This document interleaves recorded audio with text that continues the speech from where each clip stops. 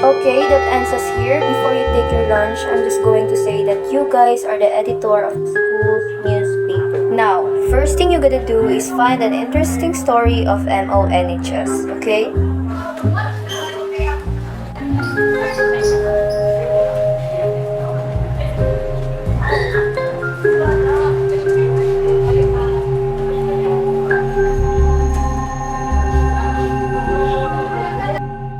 I can't get enough of myself. How's first at school, Char? Good, but you have to find a story kagad eh. Right away.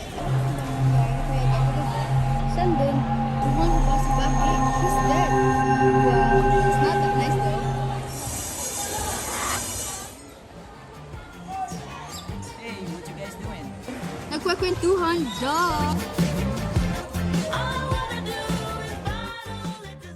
Hey, Charlie. Charlie, right? Po? Could you please help me get these boxes in Mape area? Yes, ma'am.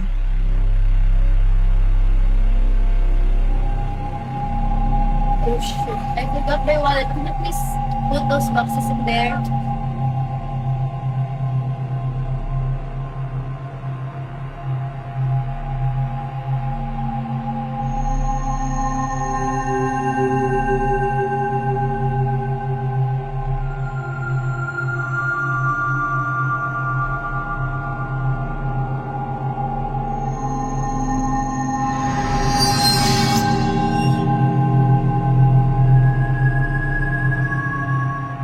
Charlie! Let's go!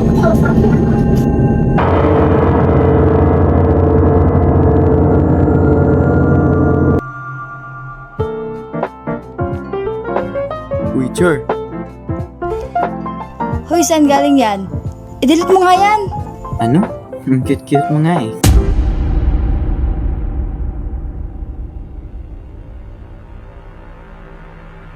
Saan galing to? Yan, sa Mape area ata. Tas inuwi mo. Ikaw ha, baka may nakikitan ka dyan. Those people graduated last year actually. Eh, patay na yan eh. Ha? Oo nga. They were brutally murdered. Even the police can't believe a human being would do such a thing. Huwag ka naman hindi tao. They took it off. And Mr. Ulysses never ever said anything about this, which made his actions very suspicious. And people's theories were, what if he's the one who killed those innocent boys? But there's no stronger proof to prove that he's guilty enough.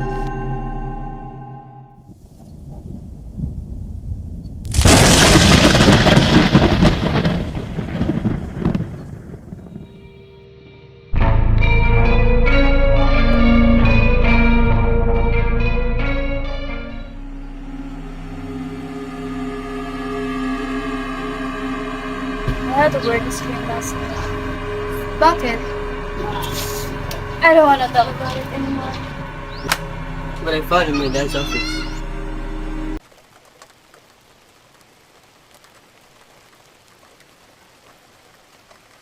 Kamusta ang sitwasyon dyan? Inimbestigahan pa po yung bangkay. Sige. Kaso nga lang, may nakita silang buto ng tao na di galing dun sa SG.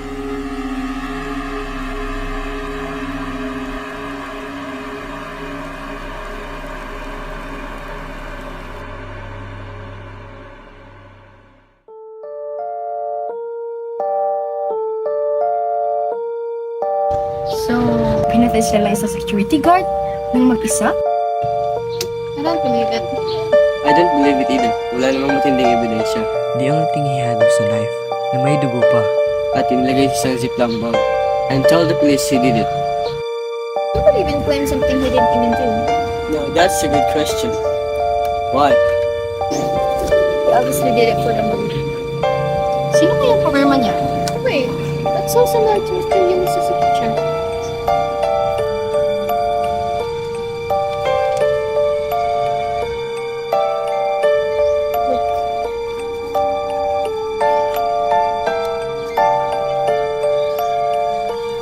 That is Mr. Ulysses' signature.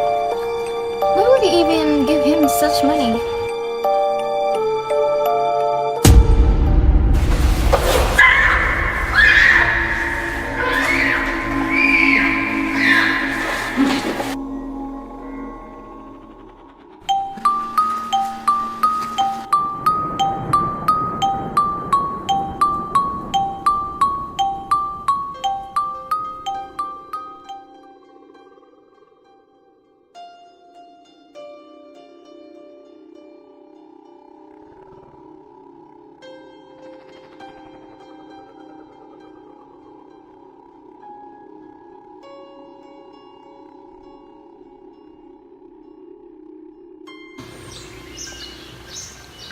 Look, there's also a missing girl in the school.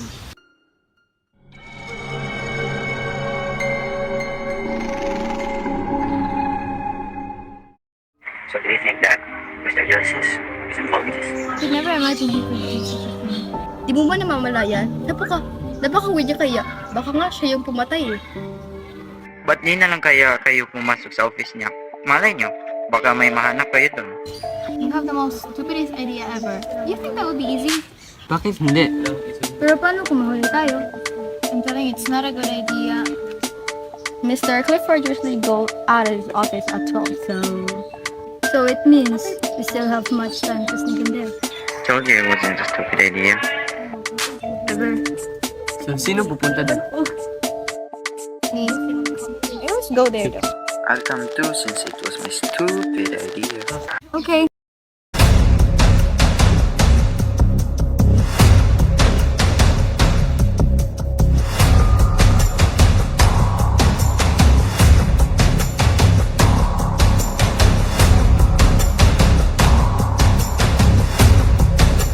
Who would even throw important stuff in there?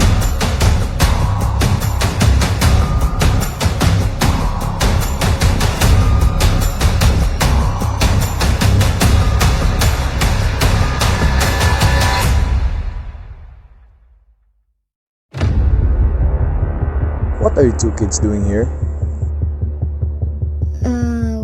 We were... Told you to get your trash. Napakakalat niyo naman magkuha ng basura. We'll clean it up.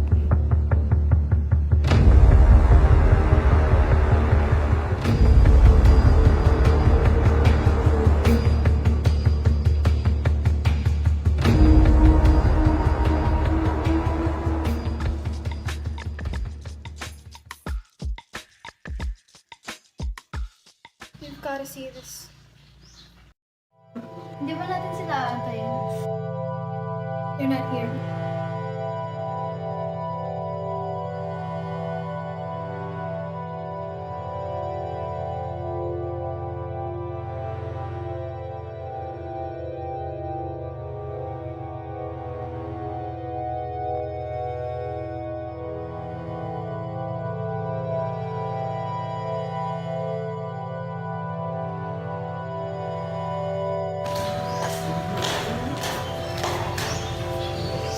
Shirley, ano ginagawa niyo dito? Ma'am!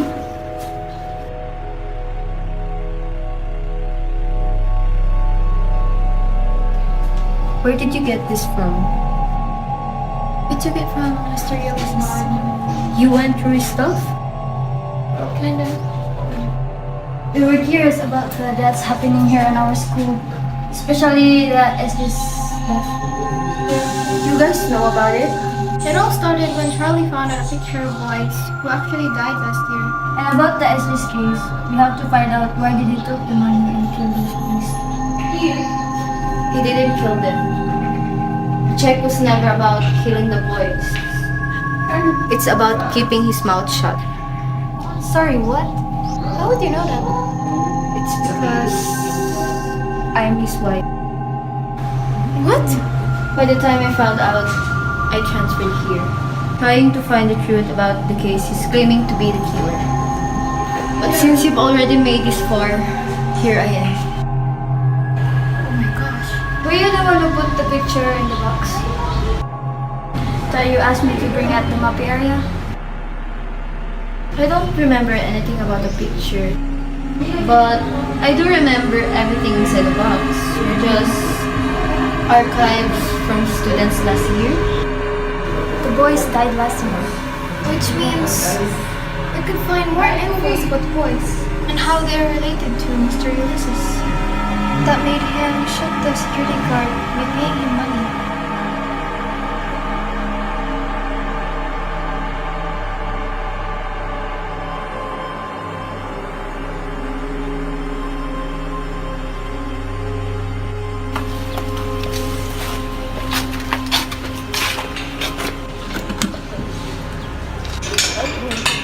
How odd. This room was never locked before.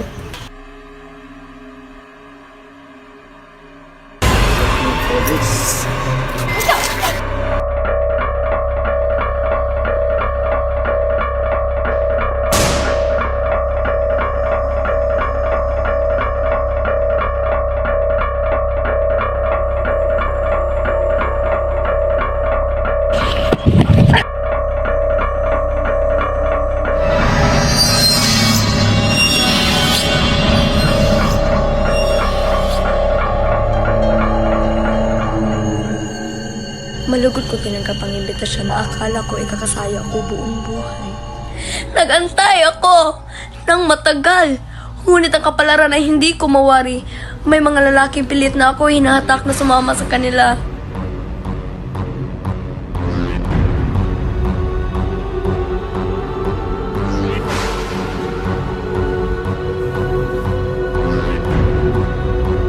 Pinabay nila ako ng walang awa at pinatay.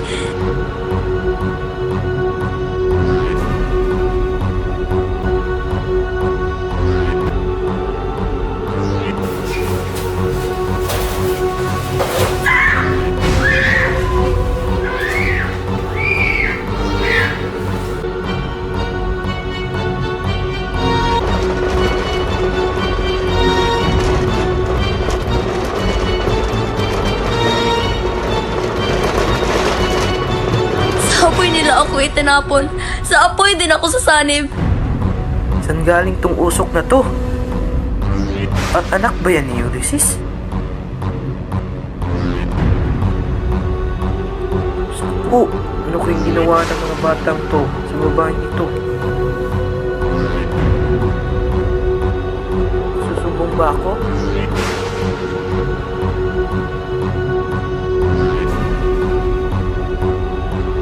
Sa anak ni Ulysses? Nagtiwala ako! Nagtiwala akong kaya akong protektahan ng eskwelahan. Pero mismo ang mga tao sa eskwelahan, ito ay babaonin pala sa aking lupa.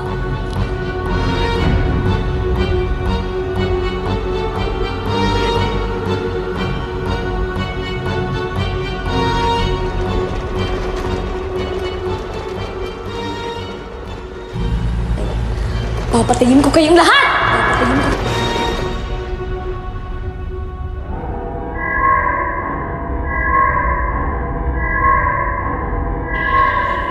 Oh my gosh, he's bleeding! Your mouth, I know that! Tulungan niyo kami! Shut up or I'll blow your brains out. Tulungan niyo kami! Give me the drive. Set you free. We already gave it to the police. Either way, papatayin mo pa rin kami. Fair point. Alam niyo, hindi naman ako ganito kasama eh. Ang tigas lang kayo sa mga ulo. Go on. Kill me. Kung paano mo pinatay ang asawa ko. Asawa? Si Jose, yung batugan na yon. Tumahimik ka! Okay, I'll give it to you. Left side pocket. Sure ka bang nandito?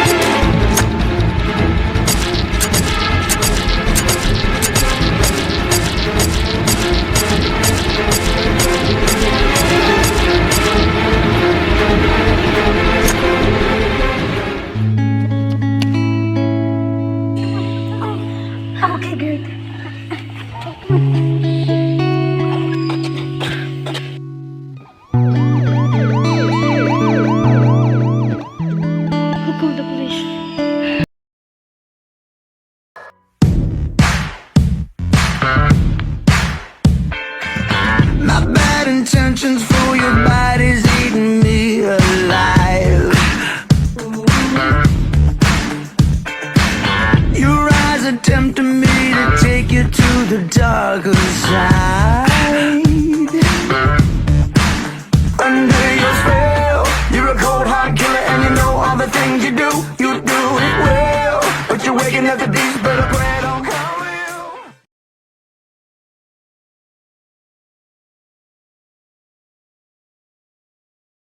I did.